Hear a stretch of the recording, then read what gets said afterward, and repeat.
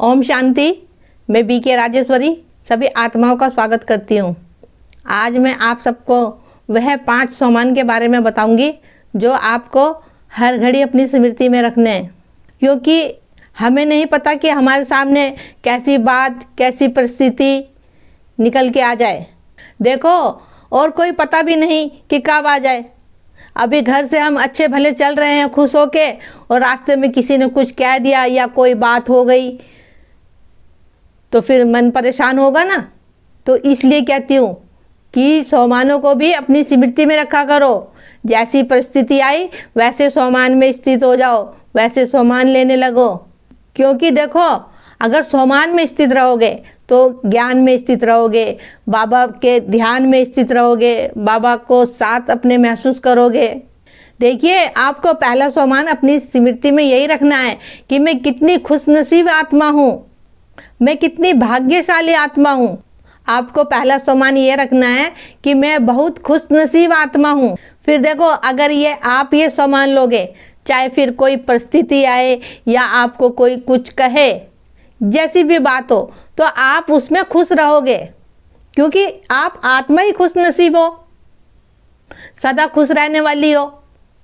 तो फिर कोई भी परिस्थिति आए, कोई भी बात आपके सामने निकल के आए, वो आप पे हावी नहीं होगी, क्योंकि आप तो खुशनसीब आत्मा हो, आप सदा खुश रहने वाली हो।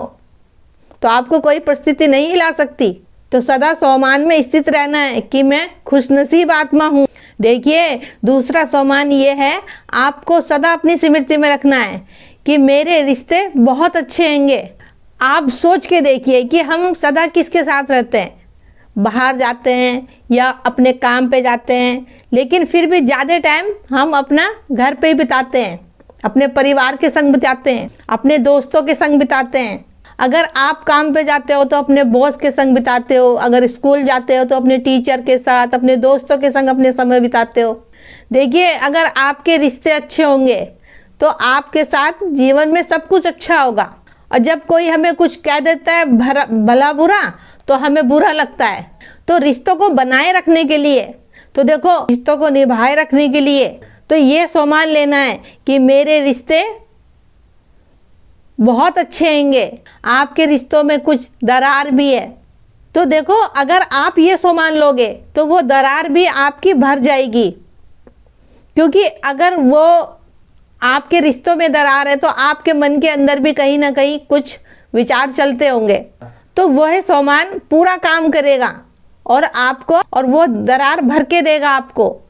और तीसरा सोमान ये है कि परमात्मा मेरे साथ है, क्योंकि जब परमात्मा साथ है तो हमारे अंदर कुछ व्यर्थ चलेगा ही नहीं, क्योंकि भगवान है हमारे साथ, हमारा बाप हमारे साथ स्वयं है।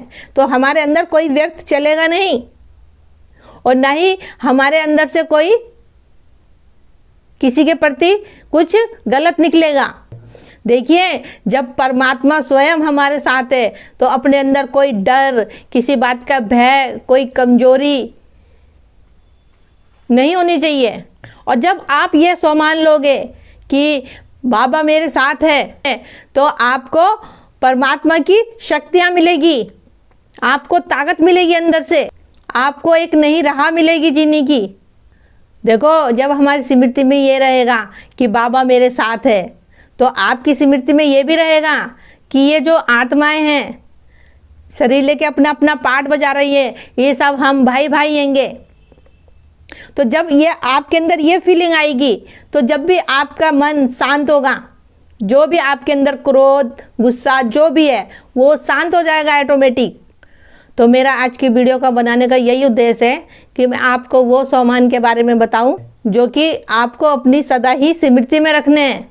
तो ठीक है, फिर चलती हूँ, कल फिर मिलूंगी कोई नए टॉपिक के साथ। जब तक के लिए ओम शांति, ओम शांति।